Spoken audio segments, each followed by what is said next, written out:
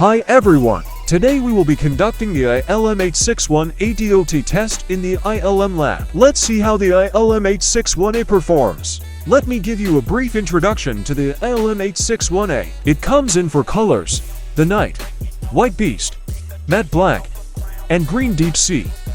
Among them, the Night color is deeply loved by everyone because of its resemblance to Venom. The helmet I'm wearing today is also the Night. As we all know, EC 22.06 is a mandatory certification in Europe, and DOT is a mandatory certification in the United States. A helmet can have both DOT and EC certifications, but if there is no certification, then the ILM laboratory can perform global mainstream certification tests.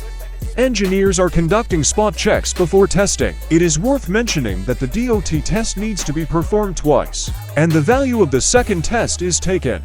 Today we will test the front point, left point, right point, and rear point of 861A. After accurate positioning, the test will begin. We will start with the front hemisphere test with a normal impact speed, pulling it up about 1.5 meters and dropping it directly.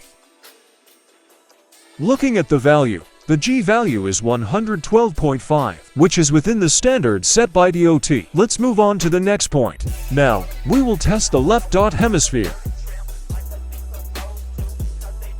We walked in to see how damaged the helmet was. Great, the surface is still relatively intact, but it still depends on the G value, which is 168.2. Passing the test. Next, we will look at the flat tip test on the right point under normal impact speed, pulling it up about 1.5 meters and recording the data results.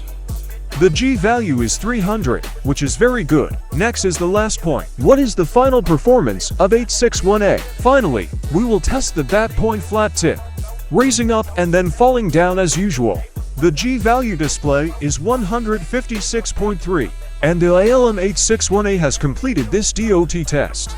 During the helmet development stage, ILM will send the helmet to a third-party testing agency approved by an HTSA, such as a CT, etc., for testing and obtaining a DOT certificate. At the same time, the factory is required to maintain the consistency of helmet production, and after the helmets arrive, they will be inspected in the warehouse to ensure that each batch of helmets meets the US DOT standard. Today's test is successfully completed. Bye-bye.